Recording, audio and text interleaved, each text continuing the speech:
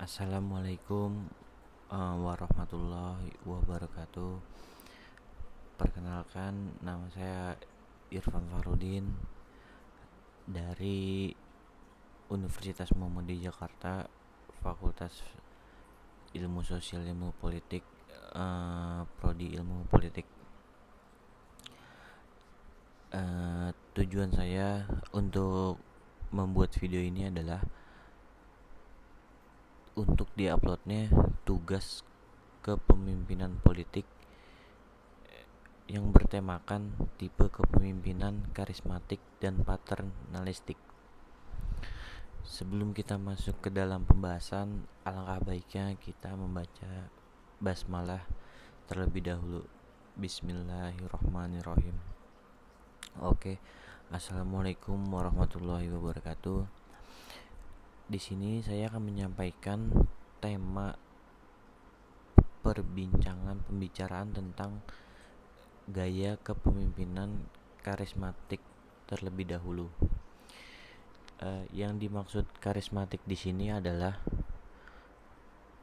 seperti menonjolkan karisma-karisma yang terdapat pada dirinya, atau biasanya lebih melakukan pendekatan atau bisa dibilang suatu belusukan untuk mendekatkan dirinya terhadap bawahannya atau kepada masyarakatnya. Tipe seperti ini biasa digunakan untuk memperoleh suara atau untuk pendekatan antara pemimpin dan juga masyarakat bawah. Fungsi tujuan untuk melakukannya pendekatan tersebut adalah sebagai salah satu contoh untuk menyampaikan visi dan misi yang nantinya akan dijalankan oleh pemimpin tersebut. Namun gaya seperti itu memang sedikit ada pro dan kontranya. Ketika kita membahas tentang pro-nya atau orang-orang yang mendukung, pasti hal tersebut sangatlah positif karena jarang ada pemimpin besar yang ingin membaur atau mendengarkan istilahnya tuh seperti aspirasi masyarakatnya untuk terus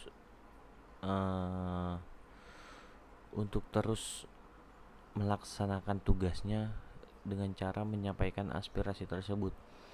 Maka dari itu, poin plus berikutnya adalah ketika masyarakat sanggup menyampaikan ideologi-ideologi yang diberikan kepada pemimpin, atau suatu saran atau masukan, maka sangatlah positif jika masukan tersebut dapat diterima oleh pemimpin dan diterapkan pada kehidupan di masyarakat. Itu tandanya peraturan-peraturan yang telah dibuat oleh pemimpin dengan cara kepemimpinan yang karismatik, berarti pemimpin tersebut sudah mendengarkan apa yang disampaikan atau apa yang sudah disarankan terhadap masyarakat untuk masukan-masukan dalam sistem kepemimpinan.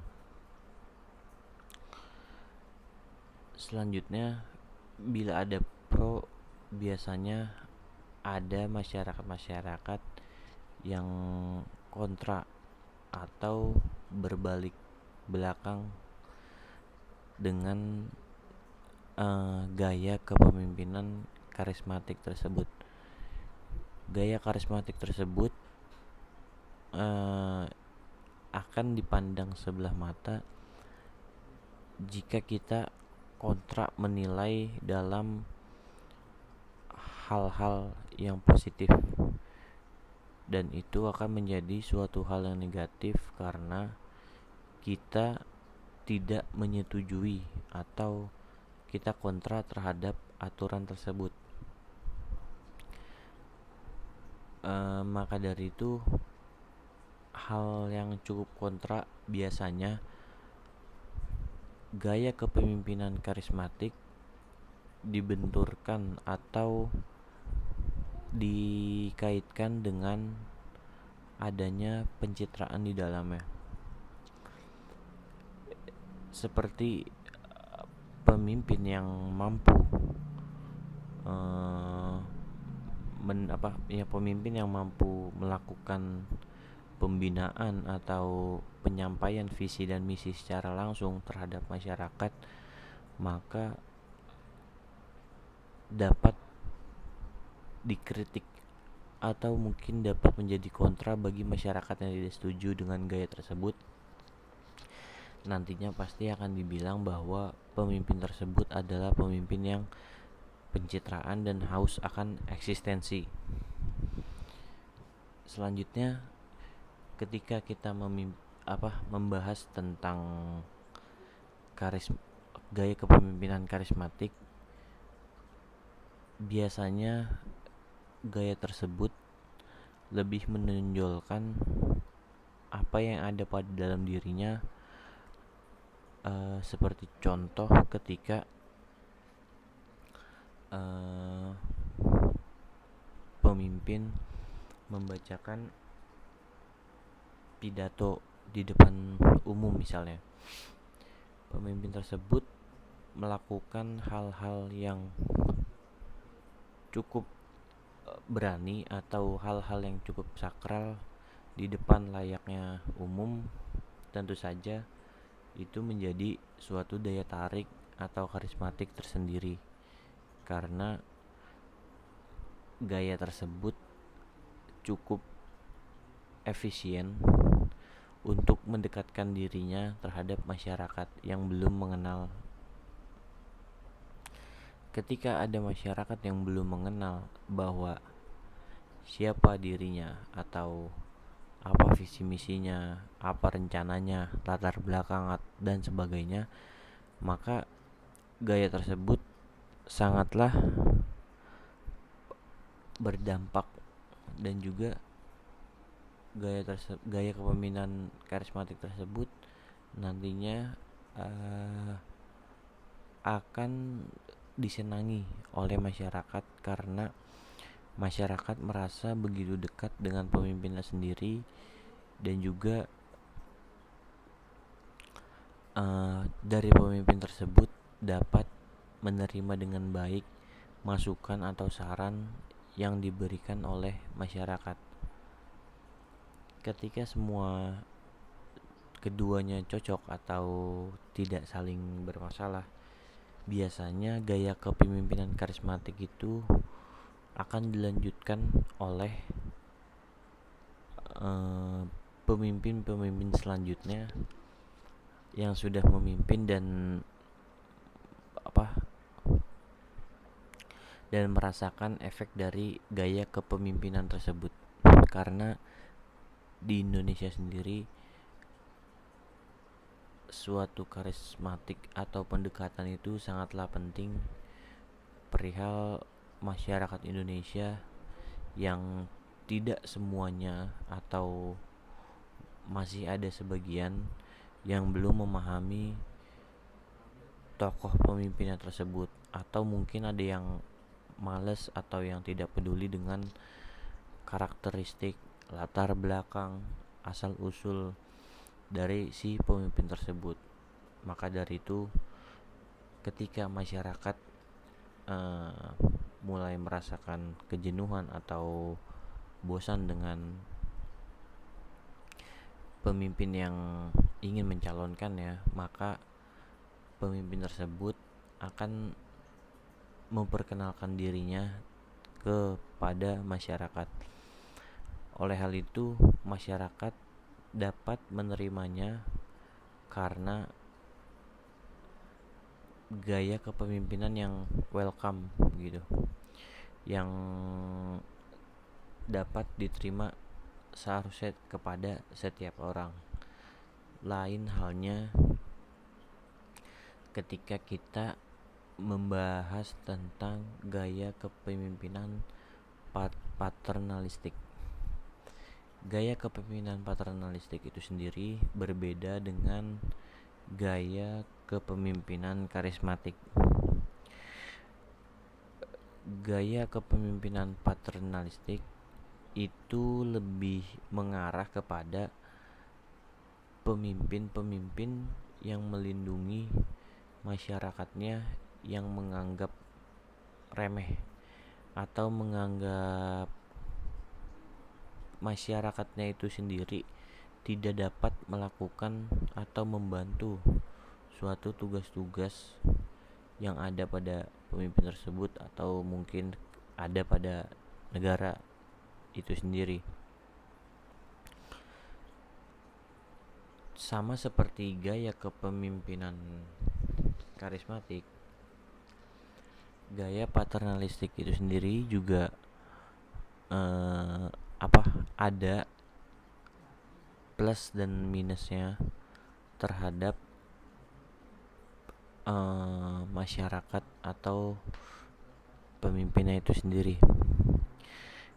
Ketika kita melihat bahwa gaya paternalistik itu berbeda dengan gaya kepemimpinan karismatik, maka yang paling menonjol dalam hal tersebut adalah cara bagaimana pemimpin melakukan tugas atau memperlakukan masyarakatnya,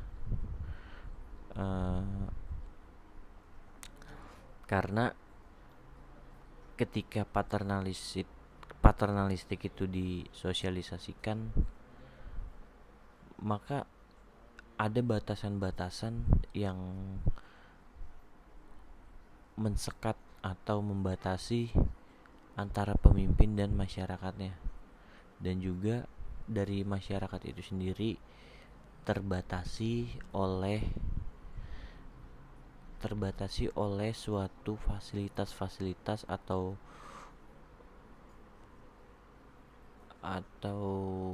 semacam hak-hak yang diberi oleh pemerintah, namun dibatasi pola pikir masyarakat yang secara luas untuk mendukung suatu pemerintahan. Nah, paternalistik itu sendiri berpeluang besar untuk dilakukan pada negara-negara yang menganut sistem komunis. Kurang lebih dalam sistem komunis dan paternalistik itu hampir sama namun berbeda, karena gaya yang dipakai itu lebih 90% ke pemimpin, namun 10% ke masyarakat. Tetapi tetap paternalistik itu dalam kepemimpinannya, pemimpin tidak akan melupakan seorang tidak akan melupakan masyarakatnya tanpa terkecuali.